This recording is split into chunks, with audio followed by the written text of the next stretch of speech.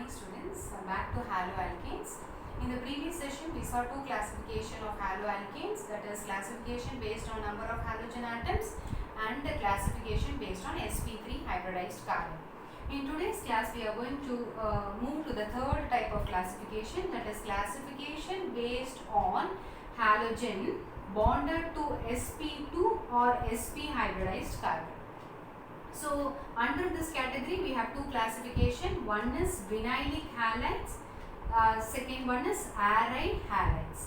What are vinylic halides? Halogen bonded to vinylic carbon atom is called as vinylic halide. What is vinylic halide? Halogen bonded to vinylic carbon atom. What is vinylic carbon atom? Vinylic carbon atom is nothing but C double bond C, which is sp2 hybridized. See this example, this is called as vinyl halide. I have a halogen. Where is this halogen bonded?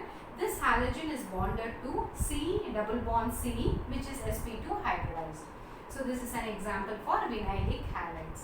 The second category is aride halides, which are otherwise called as haloarenes, which is we have seen in the previous introduction. That is, I have to take an aromatic hydrocarbon, replace the hydrogen with a halogen. Here the halogen is attached to sp2 hybridized carbon atom. We have seen this.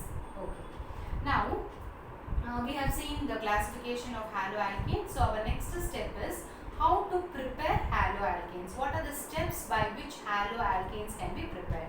Step 1. Haloalkanes can be prepared from alcohol. What is the general formula for alcohol? It is nothing but ROX.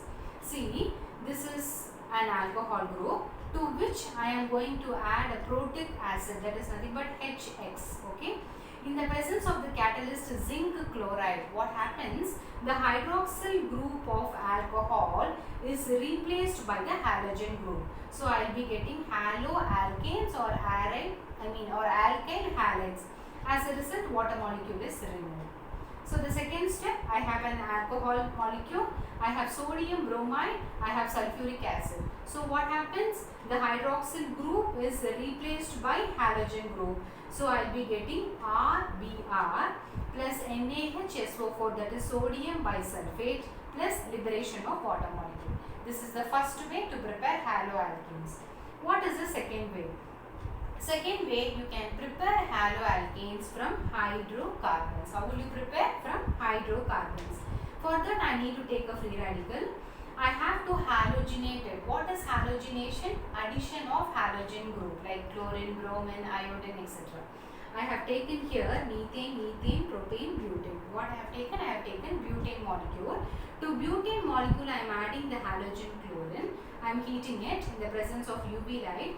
So what happens? My halogen will be attaching to the carbon in two ways. My chlorine can attach to the last carbon atom. So what happens to the structure here? So to the last carbon my chlorine is attached. Okay.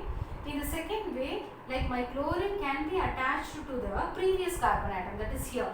CH3, CH2, CHCl, CH3. So what is this structure called? That is called as butyl chloride or chlorobutane. Done. Then the third way to prepare haloalkanes is from alkenes. Okay. So I have alkene here. Alkenes having double bonds, to which I am going to add hydrogen bromide. I am going to add a protic acid, which is nothing but HX. So here I have the catalyst ammonicated benzoyl peroxide. What happens here? My bromide, the halogen is going to attach to the second carbon and my H is going to attach to the last carbon atom. So what happens to the structure here? R, CHBr, CH3. Okay. So see, I will be getting two products. As per Markovnikov's rule, one will be predominated. What is your Markovnikov's rule? Markovnikov's rule states that when you add a protic acid to alkene or alkyne, that is having triple bond. If I am going to add HX, that is alkyl halide, to alkenes or alkynes, what happens? My hydrogen will go and bind to carbon having hydrogen derivatives, while my halogen will go and bind to the carbon having alkyl derivatives. This is called as Markovnikov's rule. We have seen in class 11. So What is the last way to, the fourth way to prepare haloalkenes is merely add halogen group. That is addition of halogen to alkene. See, I have alkene because double bond is present. I am adding bromine gas. What is the color of the bromine gas? It is nothing but reddish brown color. If I add bromine to carbon tetrachloride, what happens? This reaction plays a very important role to determine or to detect the presence of double bond. So what happens here? My bromine will go and attach to one carbon atom, so I will be getting alkyl halide.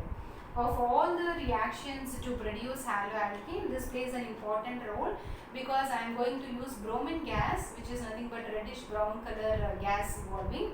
So when I use this reaction, I will be able to detect the presence of double bond here.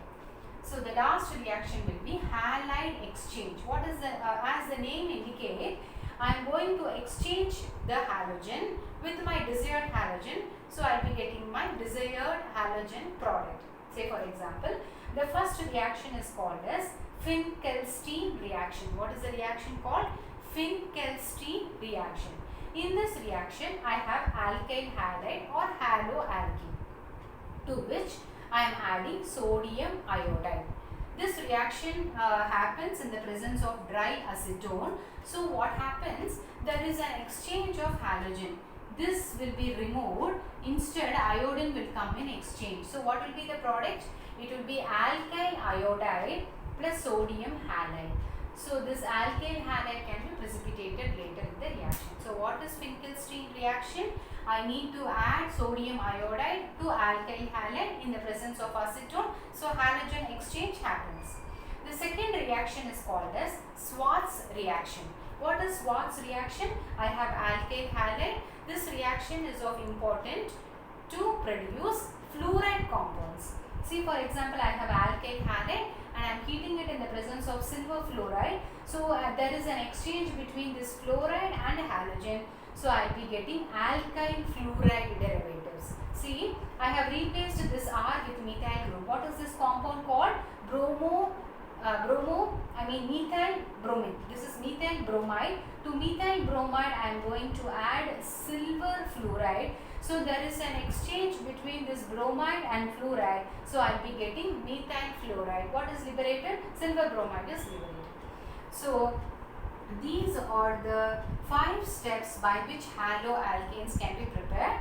That is from alcohol, from hydrocarbon, that is free radical halogenation, from alkenes by adding halogens, then halide exchange. Under halide exchange, we have Finkelstein reaction and Schwarz reaction. Okay. Coming to the physical properties of haloalkanes. The melting point and boiling point of haloalkanes is high compared to alkane. Why? Because they are more polar in nature and more dipole-dipole interaction in haloalkanes. Moving to the density of haloalkene increases as the number of halogen atom and the number of carbon atom increases. As the number of halogen increases, as the number of carbon increases, even the density of haloalkene also increases. Moving to the solubility, haloalkanes are soluble in organic solvents like chloroform and acetone, and they are insoluble in water. Why? Because there is no intermolecular hydrogen bonds. That is the reason why your haloalkanes are insoluble in water. So in the next session, we will be seeing about the chemical properties of haloalkanes, that is chemical reaction of haloalkanes with different metals. Then we will be seeing how to prepare haloarenes, what is the physical property of haloarene and what is the